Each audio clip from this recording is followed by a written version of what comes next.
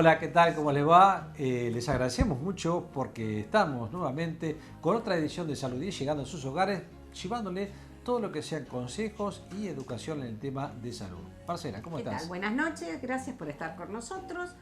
Un tema que realmente cada vez nos enteramos de mayor cantidad de gente celíaca o intolerante al gluten o que tiene alergia al gluten. Por eso hoy entrevistamos a un papá y a una niña celíaca, Andrés y Maylén Díaz, que forman parte del grupo de celíacos de Azul, un grupo de Facebook. Un papá que empieza a crear este grupo a raíz del diagnóstico de su hija de celiaquía. Y le hicimos una nota a Maylén también y donde nos enseña que todo está perfectamente bien. Bueno, ustedes saben que días anteriores o programas anteriores hemos enfocado tiroides, lo hemos mencionado. Entonces hoy queríamos hablar con un especialista, le llamamos a Sofía Inza, para que nos explique cuáles son las principales enfermedades de tiroides, el hipertiroidismo, el hipotiroidismo y quiénes deben tratarse. No solamente tratar a un análisis, sino realmente tratar a aquellos que tienen síntomas. Exacto, la importancia de estar diagnosticado para tener un óptimo tratamiento y ser, así como la celiaquía o la diabetes que hemos hablado, uno no deja de ser hipotiroide o hipertiroide, pero sí está controlado y tener los cuidados. Y yo hablamos obviamente sobre celiaquía. Son buenas prácticas de manufactura, quizás no tanto hablando de qué comer o no, sino de los cuidados que debe tener. Y aparte hoy en día muchísimos negocios ya están colocando exactamente, incluso restaurantes donde uno va a comer, está la carta para celíacos. Para celíacos. Bueno, vamos a las presentaciones.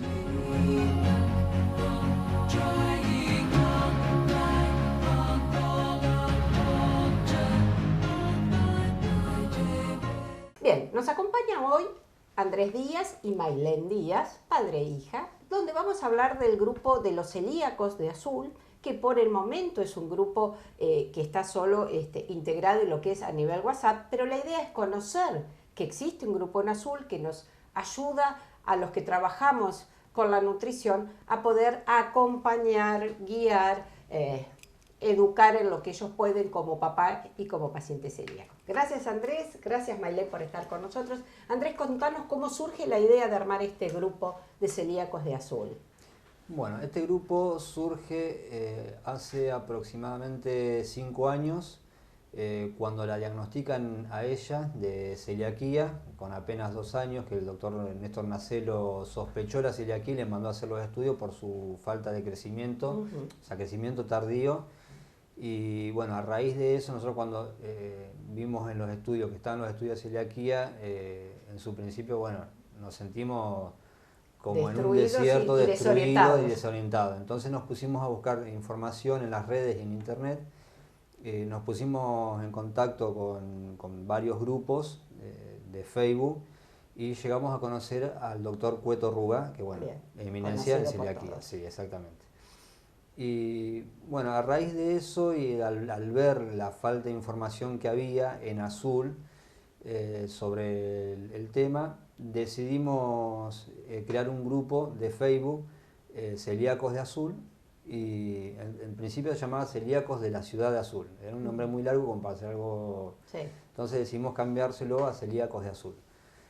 De ahí, bueno, empezamos a compartirlos en nuestras redes, mi señor y yo, para empezar a nuclear personas, empezar a contactarnos más que nada con personas celíacas como para tener nosotros una referencia. Una mejor orientación. Una mejor orientación. Luego de un tiempo, a través de una relevación que se hizo de datos de la tarjeta verde, me pongo en contacto con Marcela Jiménez, referente del Plan Más Vida, para ver si tenían ellos en la municipalidad una estadística o un listado de celíacos que había en Azul. Que en ese entonces eran, si mal no recuerdo, creo que eran 14 nada más personas que estaban registradas en la tarjeta verde. Exacto. Y bueno, cuando le propuse la idea que yo tenía, enseguida Marcela se prendió el proyecto a las ganas. No, Marcela, la verdad que le puso un empuje bárbaro, empezó a conseguirnos los medios necesarios. Justo en ese momento estaba Román Ross dando un taller de cocina con orientación en celiaquía. Era un taller de chef, Ajá. de chef de restaurante, Sí. con orientación en A celiaquía. Entonces, bueno, nos puso en contacto con él para la gente que ella tenía dentro del grupo de la tarjeta verde y algunos más que pudiéramos ir conociendo, invitarlos para que hicieran el taller. Claro. Y bueno, así fue como empezó a surgir todo. Digamos que desde esa oficina, esas paredes de 4x4, no creo que es muy grande, 4x4, ¿viste? Sí. La oficina De 2x2. Marcela. Sí. Desde ese espacio chiquitito empezó a surgir todo, a crecer cada vez más. Y bueno, gracias a Dios empezamos a nuclear cada vez más personas. Y con el apoyo y la ayuda de la municipalidad, que nos brindó todas las herramientas desde ese momento, logramos conformar lo que es hoy el Grupo Celíacos de Azul, que cuenta dentro del grupo de WhatsApp con un promedio de 60 personas. Bien. ¿Qué actividades realizan ustedes como grupo? Bueno, como grupo estamos enfocados hoy por hoy en lo que es llevar alimentos para celíacos a distintos eventos. A raíz de la problemática que nosotros nos encontramos en ese entonces, con que no había en las ferias, en los eventos públicos, no había nada para celíacos. Entonces nosotros íbamos con ella, imagínate que había pochoclos, panchos acá y esto. No podía, exacto. Llegó un momento que tomamos la decisión, al igual que muchas personas, de no ir más a esos eventos. Entonces cuando empezamos con los talleres de cocina y nos encontramos con un grupo de personas bastante activas, que entre una de ellas está Natalia Díaz, que es la que dio el curso anterior de cocina, decidimos empezar a salir a las calles, a salir a la calle a prestar ese servicio. Exacto. Porque como te decía recién, no hacemos de esto un comercio, sino que nosotros lo que hacemos es prestar Cuentan un la servicio. experiencia y ver cómo Exactamente. cocinan para Mailén. Exactamente, arrancamos con la feria del mercado en tu barrio y bueno, después nos fuimos aprendiendo en otros eventos, fuimos consiguiendo lugar a través de la municipalidad que nos consigue los gazebos, los puestos. Exacto. Y nos fuimos metiendo de a poquito, llevando este servicio que ofrecerle productos para celíacos en distintos eventos. Bien. Mailén, ¿cuántos años tenés? 7. 7 años. ¿Cuesta ser celíaca? No, No, ¿vos comés de todo? no. No. ¿En qué te cuidas? Me cuido en comer celiaquía, o sea, celiaquía es como el loguito, un loguito que es rojo. Ahí tiene como un cosito que dice Sintac. Ujú. Bueno, las cosas, la comida que tiene ese loguito la puedo comer yo. Bien. Algo que Es como una espiguita de trigo trabada, como que no podés comer. Bien. Sin tac, contamos que es sin trigo, avena, cebada y centeno. y centeno. Muy bien. Contame, ¿vas a la escuela? Sí, Sí. ¿Te llevas algo para comer en la escuela? obvio. Sí, ¿qué? No sé, algunas veces me llevo torta que me hace mi mamá, galletitas, Ujú. para tomar agua. Perfecto, muy bien. Y la torta es rica. Sí. O sea, las diferencias en donde tenemos que tener en cuenta que el celíaco puede comer un montón de cosas iguales a otros, preparadas de una manera diferente. ¿Y haces algún deporte, Mailén? Sí, Sí, me contaron que patinás, ¿puede ser? sí. Y Sí. hago gimnasia artística. Y gimnasia artística, o sea, que haces lo mismo que hacen un montón de otros chicos. Sí. Cuando vas a un cumpleaños, ¿te cuesta? No. ¿Vos llevas tu vianda a los cumpleaños? Sí. Contamos que a veces, igual como los papás saben, no todos los grupos familiares están adaptados a este plan alimentario, que no, es cuestionable o no, pero realmente con la salvedad de que Mailén se lleva su vianda es para protegerse, no porque lo otro sea feo o no tenemos confianza. Lo que siempre sugerimos los nutricionistas es tener la seguridad de lo que va a comer Mailén en este caso. Entonces a veces es preferible llevar lo que ella come y tenemos la seguridad. En la escuela te convidan a alguna otra cosa y vos podés decir que no. ¿Vos sabés qué golosinas podés comer? Sí, Sí. ¿Sabés ir al kiosco a elegir tus cosas? sí. ¿Siempre buscas el logo? Bien. Y cuando van amigos a tu casa, ¿comen tu torta? Sí, Y todo perfecto. Nadie dice no me gusta. No, al contrario. Al contrario, Y en la escuela un día les comí a los chicos y dijeron que no les gustaba. que no les gustaba. Capaz que no les gustaba la torta, no había ese inconveniente. Y cuando vas a otro lado, vos avisás que sos celíaca si vas a la casa de una amiga o a comer a algún lado y le sugerís que podés comer. No, pero cuando me dicen que si me convidan, por ejemplo, una galletita que me tiene un logo, yo digo que no porque soy celíaca. Bien, y no pasa nada. Perfecto. Sí, lo tienen muy asumido. Muy asumido. Convengamos que sabemos que el único remedio que existe para Mailén y todos los celíacos es solamente no comer los alimentos que puedan tener trigo, avena, cebada y centeno. No solamente que no come tallarines comunes porque tienen trigo, sino un montón de alimentos que después lo vamos a hablar en mi micro, que pueden estar contaminados con estas cuestiones. A veces Claro. uno tiene la seguridad, podría comer un alfajor de maicena, pero ella no puede comer cualquier alfajor de maicena porque corre el riesgo de que esté contaminado, porque cocinaron, además del alfajorcito, que podría comerlo, insisto, una torta que lleva harina y puede llegar a contaminarse. Cuando llegas a contaminarte con algo, ¿te da dolor de panza? Sí. Sí. Y ya te das cuenta enseguida que comiste algo que no debías. Al día siguiente. Al día siguiente. Perfecto. Pero si es algo con gluten, ya recién me doy cuenta. Exacto. Lo Bien. como y ya me doy cuenta. Te das cuenta enseguida que tiene algo. Realmente Mailén es un muy buen ejemplo de que ser celíaco es ser completamente igual a todo el resto de los chicos. Es muy buena patinadora. Salió segunda en un torneo hace poquito, así que la estuvieron mostrando mucho a Mailén con un montón de chicos. O sea, pueden hacer actividad física, van a la escuela, comparten con todos, con el cuidado, a veces quizás más extremo que cualquier otra patología, pero es una condición. ¿Te tocó Sí. ser celíaca? ¿Había algún celíaco en la familia? No, No. hasta el momento ella es la única. Tenemos sospecha de un abuelo de mi señora, bisabuelo de No ella. diagnosticado nunca. No diagnosticado, que bueno, falleció con una perforación de intestino, le tuvieron que cortar el intestino y bueno, nunca supimos. Nunca se supo por nunca qué. se le hizo, claro, nunca se le hizo el estudio.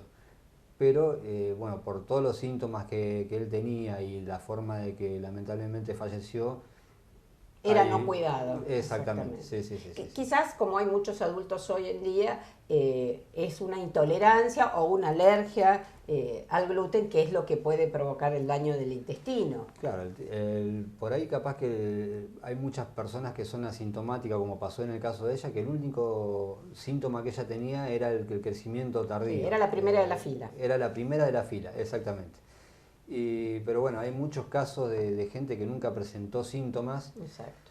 nunca lo sospechó. Incluso, bueno, ayer estuve hablando con una vecina que se acercó a mí, me preguntó por el grupo y bueno, me contaba su experiencia, que ella nunca había sentido ningún síntoma, nada, y a la edad que tiene hoy por hoy se hizo los estudios y le diagnosticaron celiaquía.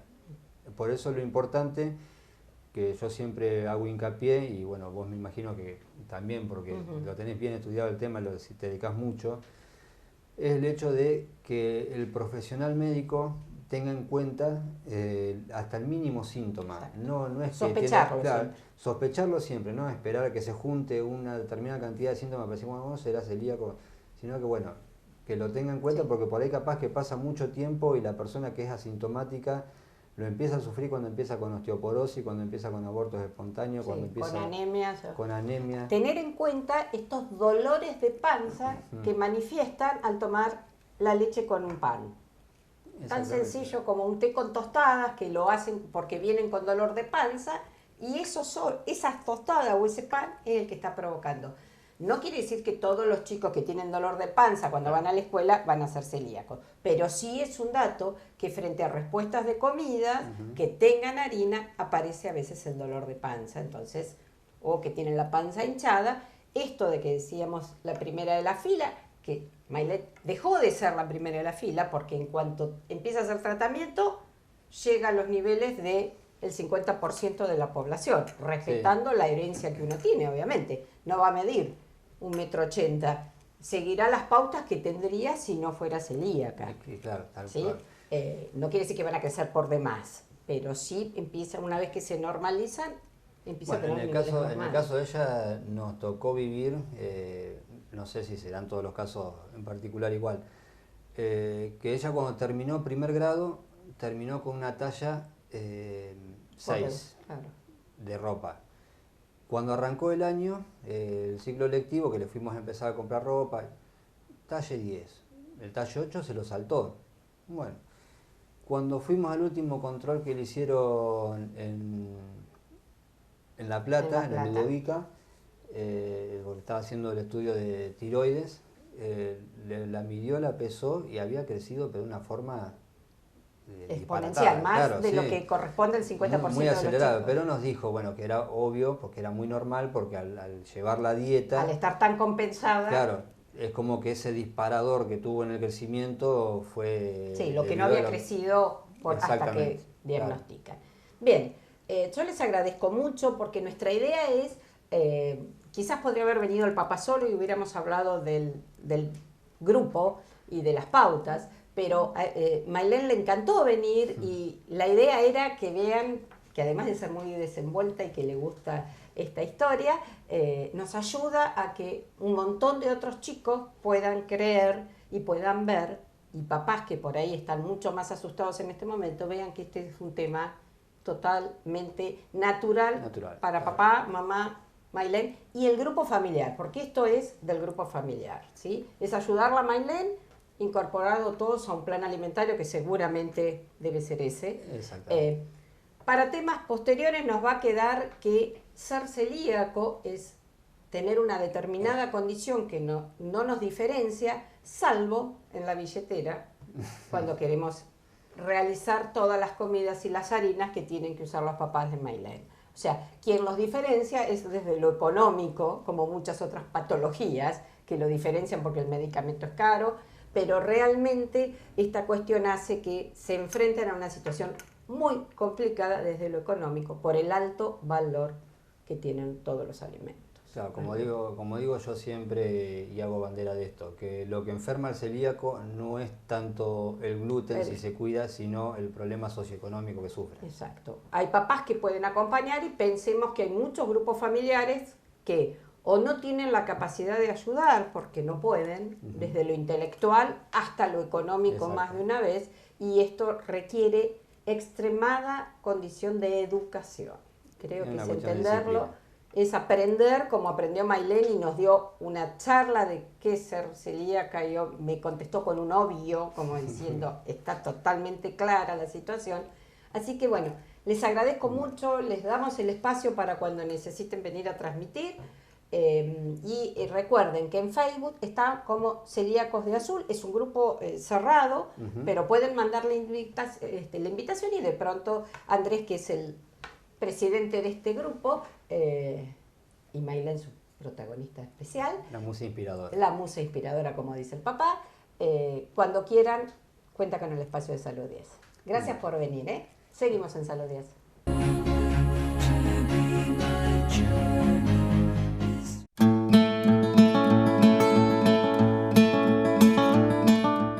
Vamos a hablar entonces de algunas generalidades de la celiaquía.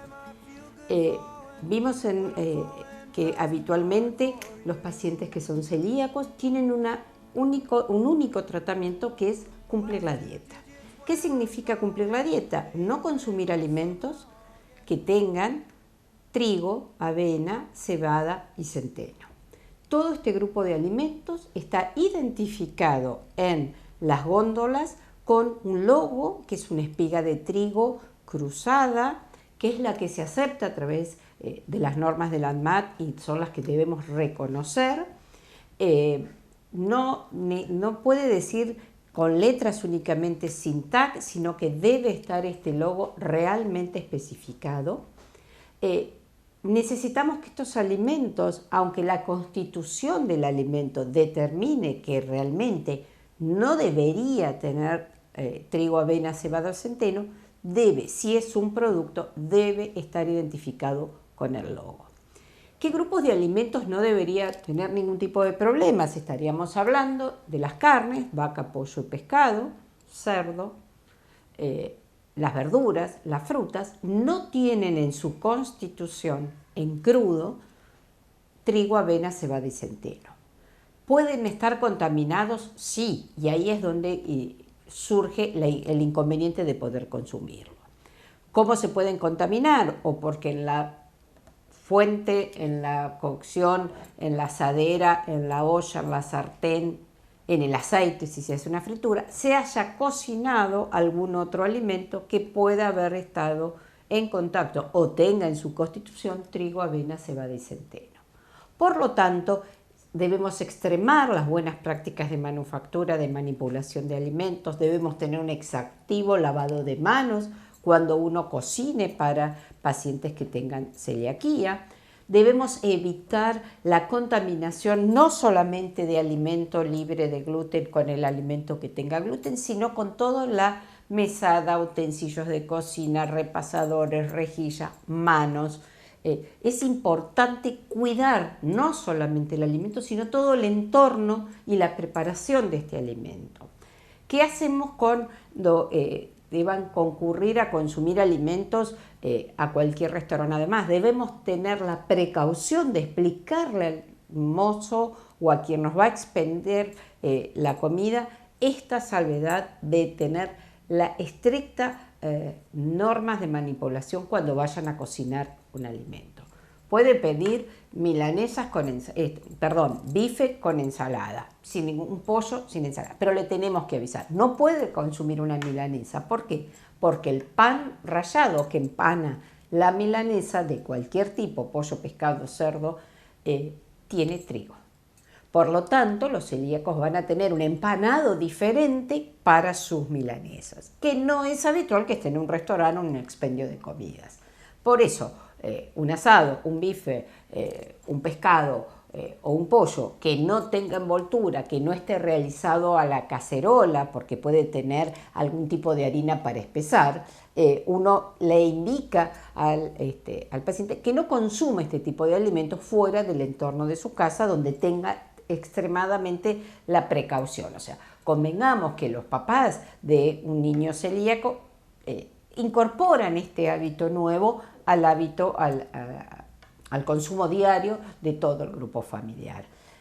Los pacientes celíacos tienen una vida completamente normal, hacen deportes, mientras que estén controlados tienen un desarrollo de vida normal. Es más, en los niños cuando se detecta, generalmente vienen de chicos de baja estatura con problemas de distensión, de diarreas, de falta de crecimiento, de cansancio, de anemia, o sea, de un montón de sintomatología que se va presentando día a día y hasta que no esté hecho el diagnóstico se corre el riesgo del deterioro nutricional y por supuesto del deterioro del intestino. En los adultos, con esta distensión, esta intolerancia, este malestar constantemente, hace que la calidad de vida hasta el diagnóstico realmente es muy nefasta para el paciente. Automáticamente, cuando se empieza con el plan de alimentario libre de gluten, la mejoría es importante, no solamente en el bienestar, en sentirse bien, sino que mejoran un montón de parámetros.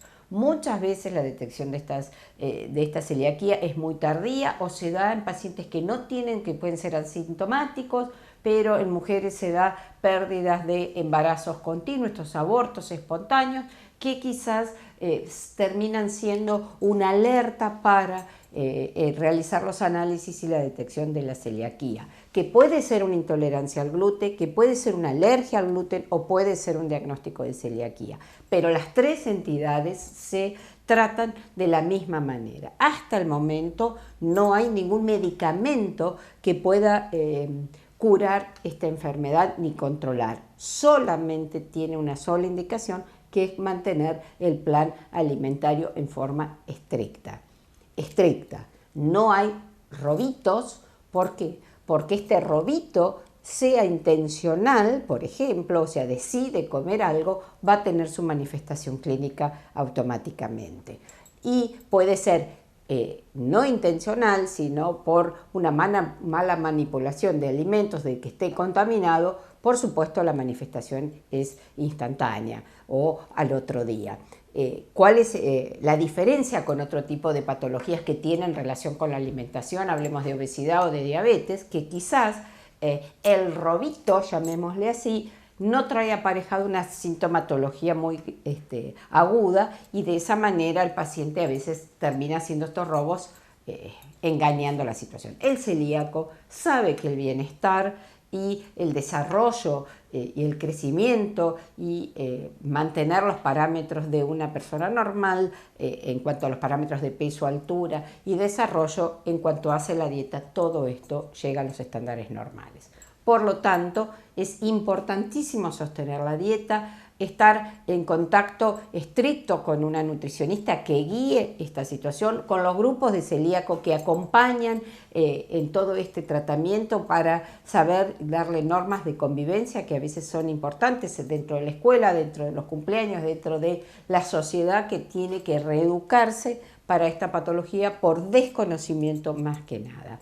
Así que cualquier consulta que tengan, saben que hay un grupo en azul que pueden juntarse para saber quiénes cocinan y quiénes pueden preparar la parte dulce, que es donde más complica el que haya acceso de tortas, pasteles y demás. Hay grupos que se dedican, tengan la certificación o el convencimiento de que quien esté cocinando tenga un familiar celíaco, porque eso nos da la seguridad que lo que le den al hijo o al familiar obviamente lo puede consumir cualquier celíaco. Seguimos en Salud 10.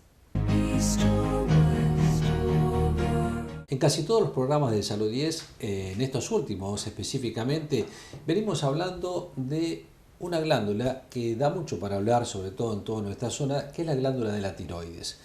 Y para esto invitamos a un especialista en tema hormonal y endocrinología, fundamentalmente, que es la doctora Sofía Inza.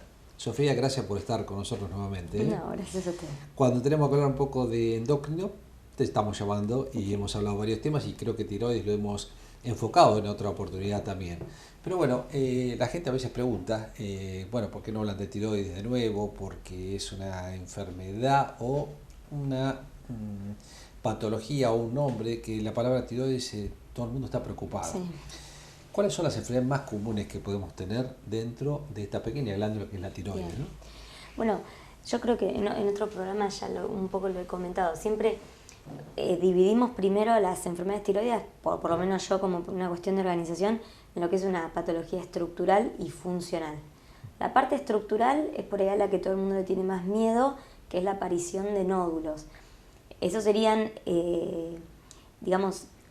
problemas estructurales localizados, bocios localizados. Y estos nódulos pueden ser tanto benignos como malignos. Después también puede haber un agrandamiento difuso de la glándula, que se llamaría un bocio. Que lo mismo, el bocio en general es una inflamación difusa, en general benigna, que puede ser tanto por una contaminación ambiental, es decir, distintos contaminantes del ambiente que son bociógenos, que cada vez tenemos más, y pueden ser parte también de una enfermedad funcional que termina generando alteración estructural, como por ejemplo un hipo o un hipertiroidismo. Cuando hablas, perdóname que te corte acá, cuando hablaste de nódulos, tal vez la mayor preocupación de la gente cuando dice tengo un nódulo, tengo un tumor. Sí, exacto. Cuando la palabra tumor nosotros sabemos que es la formación de un nódulo, pero no significa que sea maligno o benigno. Entonces, el miedo es, ¿todos los nódulos pueden ser cáncer? Exacto, no. En realidad, tener nódulos en la glándula tiroidea es totalmente normal. Yo siempre por ahí a los pacientes cuando están un poco asustados les explico, encontrar nódulos en tiroides es como encontrar lunares en una persona. Claro. Todos tenemos lunares. Hay que ver qué características tiene ese lunar, el tamaño, si crece o no crece, cambia. Con los nódulos tiroides pasa lo mismo. Lo más esperable es encontrar nódulos. Más del 50% de la población tiene nódulos. Pero lo más esperable es que esos nódulos sean benignos. Más del 90% son benignos. Hay un 10% más o menos de malignidad. Y dentro de este 10% de malignidad, por suerte más del 99% son del tipo de carcinoma papilar, que es el carcinoma de tiroides más frecuente y el de mejor pronóstico. Es decir, que en general estamos siempre muy a tiempo de tomar una conducta y que no haya riesgos. O sea, es fundamental que no tenga miedo. Si uno se palpa un nódulo, si le dicen que tiene un nódulo, número uno, no asustarse. Exacto. Segundo, hacer el diagnóstico. Y si el diagnóstico es lo peor que puede suceder, entre comillas, que puede tener un cáncer de tiroides, bueno, realmente tiene su cura y realmente no se va a morir de eso. Sí, Es lo más totalmente. probable. Y también tienen siempre mucho miedo en cuanto a si hay herencia, porque por ejemplo, no, mi mamá tuvo un cáncer de Sí. tiroides y a mí me pasó lo mismo. En general los cánceres de tiroides no son heredables, es decir, la mayoría son esporádicos, de aparición espontánea. No es una enfermedad familiar. Exacto. Hay un tipo de cáncer de tiroides que es el medular, que sí, ese es el que tiene Sí. herencia familiar, pero es el menos frecuente y eso puede ser tanto en una forma aislada o formar parte de lo que se llama MEN2, que es un síndrome familiar, que es un síndrome endocrinológico de neoplásico múltiple. Que es bastante raro también. Que es súper raro. Claro, está bien. Pero la mayoría, estoy hablando de estos del papilar y el folicular, que también es muy frecuente, son aparición espontánea, es decir, aleatoria. Y en Claro. general tiene mucho que ver la contaminación ambiental, que cada vez más es más frecuente, mayor, y predispone a más bóceos y a más aparición de nódulos y más aparición de células que proliferan, mutan y generan un cáncer. Exacto. Que así como pasa en tiroides, pasa en todo el En cualquier organismo, parte que del en general hay más cáncer porque tenemos más contaminación. Sofía, dos entidades fundamentales, hipertiroidismo e hipotiroidismo. Bueno, sí. Contame cómo se manifiesta estos dos. Bueno, eso como te decía es la otra cara de la tiroides, que es la parte funcional. Que esto también es muy frecuente, que haya una disfunción, tanto para mucho o para poco. Si es para poco, es decir, es una tiroides que me funciona poco, Sí. eso le llamamos hipotiroidismo. Si es una tiroides que me funciona mucho, me produce mucha hormona tiroides, es un hipertiroidismo. Sí. Las causas más frecuentes de las dos es la autoinmunidad, es decir, el mismo organismo fabrica anticuerpos que están autoatacando a la propia tiroides. Obviamente que son anticuerpos que, por así decirlo, se equivocan. Sí. Es decir, un anticuerpo normal tiene que atacar algo extraño, un virus, una bacteria. Si me ataca algo propio, eso es un error en el sistema inmunológico que en general uno lo hereda, o sea, tiene una predisposición genética y un factor ambiental que hizo de disparador para despertar esta autoinmunidad y me empieza a dañar la tiroides. En el caso de que la inhiban, me Sí. genera una hipofunción, hipotiroidismo. Tengo poca hormona, es decir, que cada órgano va a recibir poco estímulo de esta hormona tiroidea, por lo tanto se va a enlentecer. Es decir, esta hormona en general hace que funcione cada órgano. O sea, que es el auto que anda lento, el hipotiroidismo, Exacto. y el que anda muy ligero Siempre es el digo eso, hipertiroidismo. es el combustible esta hormona. Entonces, si yo tengo un hipotiroidismo, poca nafta, ando lento. Si el cerebro me anda lento, me canso más de lo normal, me angustio, me deprimo más fácil, me cuesta concentrarme, puedo tener problemas de memoria, problemas cognitivos. Me anda lento el corazón, me va a bajar la frecuencia, me va a bajar la presión, eso a veces me puede llegar a generar mareos un poquito más fácil. Claro. Me anda lento el tránsito intestinal, me constipo, tengo estreñimiento más fácil, una digestión más lenta, me anda lenta la función ovárica en las mujeres, eso puede traer alteraciones menstruales, tanto LIGO como polimenorrea, o problemas de fertilidad, que es recontra frecuente que por ahí se detectan hipotiroidismos al estudiar una mujer que es subfértil o infértil. La piel se va a secar, el pelo se debilita, se cae, las uñas se descaman, Claro. y el metabolismo obviamente se va a poner un poquito más lento, entonces hay una predisposición mayor para aumentar el peso y el colesterol también. Esa es otro indicador. A veces se descubren hipotiroidismos por una dislipemia que no responde al tratamiento y en realidad era por un hipotiroidismo de base. Un hipotiroidismo, está. En el caso contrario, un El hiper. ahí va a tener una hiperfunción, mucha hormona, o sea, mucho combustible, todo está acelerado. Sí. Entonces, si se me acelera el cerebro, estoy ansioso, irritable, nervioso, con insomnio, no me puedo dormir a la noche, con irritabilidad. Se acelera el corazón, voy a tener palpitaciones. Esto en su forma grave puede llegar a lo que se llama una fibrilación auricular, que es el gran riesgo del hipertiroidismo, hipertensión arterial, sobre todo, por ejemplo, un hipertenso en alguien joven, uno tiene que sospechar enseguida un hipertiroidismo. El intestino se va a acelerar, entonces voy a tener una catarsis aumentada, más Flacos. frecuencia, se ponen más delgados porque tengo todo el metabolismo acelerado. Los músculos se van a calambrar, se debilitan. Yo siempre explico, imagínense que es un organismo que está permanentemente activo, como que estoy todo el día en el gimnasio. Obvio que llega un punto que los músculos se me agotan, Sí. entonces voy a sentir debilidad muscular, calambres musculares, agotamiento en general, aumenta mucho el apetito, son personas delgadas pero que tienen mucho hambre, y comen permanentemente. A ver, Sofía, si yo me hago un análisis de hormonas tiroides y las hormonas tiroides me dan alta o me dan baja, y digo, bueno, ¿qué hago? ¿Me tengo que medicar? No, en realidad... Que esto se ve muy frecuentemente. Sí, hoy en día también lo que pasa es que hay un poco, esto lo charlábamos hace un ratito, que hay un sobrediagnóstico de todas estas enfermedades. Digamos, está bien, me parece que pasamos de un extremo al otro. Antes por ahí no se tenía en mente ni siquiera el nombre tiroides, entonces seguramente había muchos casos de enfermedad tiroidea que pasaban desapercibidos porque uno no tenía como una rutina pedir un screening tiroideo, pero hoy en día está demasiado incorporado y también lo tenemos justamente como una rutina, como un screening de pedir un perfil tiroideo a personas asintomáticas, y que no lo tendríamos que hacer. En realidad tendríamos que pedir un perfil tiroideo a personas que tengan o algún tipo de sintomatología o algún factor de riesgo, porque lo que termina pasando si no es que hacemos mucho diagnóstico de hipotiroidismos subclínicos, que son cuando tenemos pequeñas elevaciones de TSH, que es la hormona reguladora de la glándula, pero con carga hormonal tiroidea normal. Y que además, si tengo entendido que la TSH también tiene oscilaciones. Tiene mucha variabilidad. En el momento que uno la saca en sangre, ¿no? Porque la TSH en realidad es una hormona regulatoria que viene de hipófisis, que es, para que lo entiendan, una partecita de cerebro. Obviamente todo lo que venga del cerebro va a tener muchas fluctuaciones y mucha variabilidad, según el estrés que uno tenga, según cómo estaba el día que me saqué sangre y según el momento que hice la extracción, porque tiene una secreción en pulsos, tiene un ritmo circadiano, entonces tiene una variabilidad. Por otro lado, yo puedo tener alteraciones transitorias de TSH que no significan nada, que digamos que solas espontáneamente revierten y mi tiroides vuelve a su funcionamiento normal.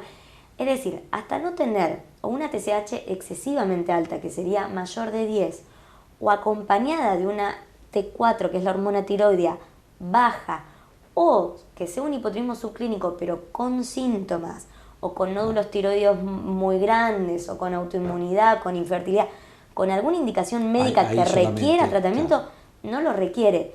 Y hoy en día el tema es que lo buscamos mucho, vemos hipotiroidismos subclínicos y después anda a hacerle entender al paciente que no necesita medicación. Entonces yo creo que muchas veces el médico termina un poco cediendo al pedido del paciente que está convencido de que tiene un problema de tiroides, ve un análisis con un poquitito fuera de rango y lo quiere tratar. Entonces, no todos los hipotiroidismos subclínicos se tratan, hay distintos hipotiroidismos subclínicos que tienen indicación de tratamiento, que eso lo tiene que decidir el médico. Exacto. O sea, si hay clínica, sí se trata, si no hay clínica, uno puede controlarse. En general, la sintomatología es uno de los factores de indicación. Te saco un poquito del tema. Hay mucha medicación y ahora se viene la época donde sobre todo las mujeres que quieren empezar a adelgazar porque se viene el verano, y hay muchas fórmulas mágicas, por así decirlo, de medicación donde se agregan extractos de tiroides. Eso es contraproducente. Sí, totalmente. Antes se usaba mucho eso, en los famosos preparados magistrales venían con algo de hormona tiroidea, que obviamente, como dije, la hormona tiroidea es aceleradora, entonces me va a acelerar el metabolismo, voy a bajar de peso. Pero ¿qué me pasa? También me voy a acelerar todo el resto de los órganos. Entonces ahí vuelvo a lo mismo, lo más riesgoso siempre es la parte cardiovascular, que puedo terminar realmente con un problema grave. Y además no solamente es eso, porque sino hay otros productos que también se agregan a ese tipo de... Sí, totalmente. No hay magia para adelgazar. Se está como investigando en buscar un análogo que simule a la hormona tiroidea, pero que tenga una función más específica, más dirigida, y no tenga función en el resto de los órganos. Pero todavía eso no está disponible y no hoy en día Otra pregunta, porque me lo preguntaron el otro día algunas personas que padecen de esta enfermedad, Hashimoto. Sí. Hashimoto es la tiroiditis de Hashimoto. Exacto. Bueno, esto que yo hablaba, que en general las causas más comunes, tanto del hipo como del hipertiroidismo, es la autoinmunidad, que es esto de producir anticuerpos anómalos, ¿no? Que se equivocan. Atacan al mismo organismo. Bueno, si generan una hipofunción y es un hipotiroidismo, a eso le llamamos Hashimoto, que es la patología tiroidea por lejos más frecuente. Y más frecuente en mujeres sobre todo. Y si genera una hiperfunción, esta autoinmunidad, un hipertiroidismo, a eso le llamamos enfermedad de Graves. Son las dos caras, digamos, de las enfermedades autoinmunes tiroides. El Hashimoto entonces es lo más frecuente y lo que voy a tener es un hipotiroidismo, este problema funcional que dijimos de todo lento, Sí. y en general también una alteración estructural, es decir, la glándula se agranda, eso se llama bocio, y suele tener un patrón multinodular, micronodular, es decir, está llena de nodulitos inflamatorios, benignos, chicos, en general no todos nódulos por debajo de 10 milímetros. Bien. Que justamente es lo que hay que controlar, que sean nódulos que estén en un tamaño normal y hacer un seguimiento nada más. Sofía, la última que te hago, hablaste de problemas ambientales que pueden influir en la tiroides. ¿A qué te referís en eso? Bueno, como les decía, en realidad la principal causa siempre es la autoinmunidad. Lo que Sí. pasa es que hasta esta misma autoinmunidad se ve siempre exacerbada por factores ambientales. Como yo les decía, uno tiene que nacer con una predisposición genética a tener una autoinmunidad. Pero esta predisposición yo la tengo que despertar con algún factor desencadenante. Entonces hay varios factores ambientales que me sirven de disparador, de despertador Claro, de sí, estos gatillo anticuerpos. para la enfermedad. El más frecuente siempre es el estrés, que obviamente cada vez vivimos con más estrés. Entonces, cada vez se despiertan más enfermedades autoinmunes. Sí. Así como el Hashimoto y Graves afectan tiroides, también hay más casos de celiaquía, artritis reumatoidea, vitiligo, psoriasis. Son todas enfermedades autoinmunes que cada vez son más frecuentes por justamente tener más disparador, que es el estrés. Pero después también hay contaminantes ambientales que lo que me hacen son alteraciones directamente genéticas, es decir, se llaman en realidad alteraciones epigenéticas, no me voy a meter en eso porque es un lío, pero en realidad son, para que lo entiendan más fácil, son factores ambientales que generan una alteración en mi carga genética, en mi información genética, y la predisponen a que genere autoinmunidad. Entonces hay varios contaminantes. Y después también hay contaminantes que no solo me favorecen la autoinmunidad, sino que directamente dañan la función tiroidea, tanto en más o en menos. Hay millones, para nombrar algunos, por ejemplo, tabaquismo, uno de los más frecuentes. Ese lo que más me hace es hipertiroidismo y bocios y generación de cáncer tiroideo.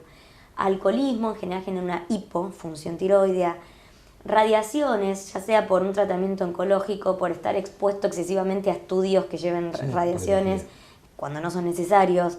Exceso o déficit de yodo, que el yodo lo mismo, perdón, ahora digo lo del agua, pero lo del yodo, por ejemplo, tanto el déficit, que sería, eso ya en países desarrollados no pasa, pero en subdesarrollados sí, un déficit de yodo en la dieta me va a generar un hipotiroidismo, y un exceso de yodo también. Por ejemplo, un hipertiroideo tratado con yodo a veces quedan hipotiroideos. Claro. En cuanto a lo del agua, hay varios contaminantes que pueden estar en el agua que afectan función tiroidea, pero uno de los más frecuentes es el nitrato, que lo que hace el nitrato es que es captado por tiroides también, igual que el yodo. Y la glándula necesita captar yodo para formar hormona tiroidea. Y si me capta nitrato en vez de yodo, está compitiendo. Compite, entonces voy a tener menos yodo disponible para formar hormonas, o sea que lleva a la hipofunción, a lo que se llama un hipotiroidismo. Hay un nivel de nitrato permitido que en general estamos siempre un poquitito por arriba y es lo que genera. Ahora, yo lo que siempre trato de aclarar también es que en general con todos estos contaminantes, bueno, hay millones, agroquímicos, disruptores hormonales de envases de alimentos, plásticos, cada vez estamos más industrializados, comemos alimentos industrializados, todo eso daña también. Pero en general no alcanza con un contaminante. Es decir, no le vamos a echar la culpa solo al agua, son muchos factores. Solo al yodo, solo a la radiación. En general la acumulación de todos estos en forma progresiva y es un daño acumulativo. Entonces, en definitiva, uno no puede evitar decir, bueno, listo, dejo de consumir agua de la canilla y con eso me curo. No voy a lograr nada. Lo que siempre aconsejo es seguir una vida lo más sana que se pueda, más natural, alimentación natural, con la menor carga de estrés que se pueda, hacer un diagnóstico adecuado y si está el diagnóstico, tratarlo y seguirlo, hacer un seguimiento, nada más. Bueno, Sofía, es tan grande tiroides y el tema para charlar muchísimo, pero bueno, nos queda cáncer de tiroides, nos queda radioterapia, un montón de cosas, pero ya te vamos a tomar de nuevo y te agradecemos que nos haya ilustrado con todo esto que realmente le preocupa a muchísima gente. Dale, muchas gracias a ustedes. Continuamos.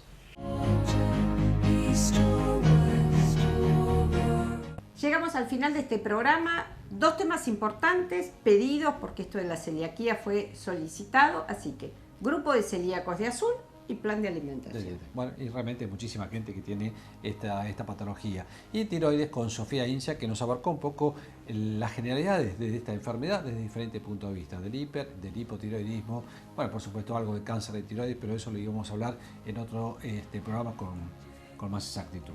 Bien, nos estamos preparando para el mes de la primavera. El mes de la primavera, y tenemos que saludar en retraso a los maestros en su día. Sí, lo dijimos en el programa pasado, pero ahora ya pasó, así que feliz día a todos los maestros y a prepararse. A disfrutar de la primavera. Exacto. Gracias a Dios, que venga un poquito el calor, el sol, y empezaremos con los programas de los cuidados del sol y las alergias con las flores. Y las alergias con las flores. Muchísimas gracias por acompañarnos.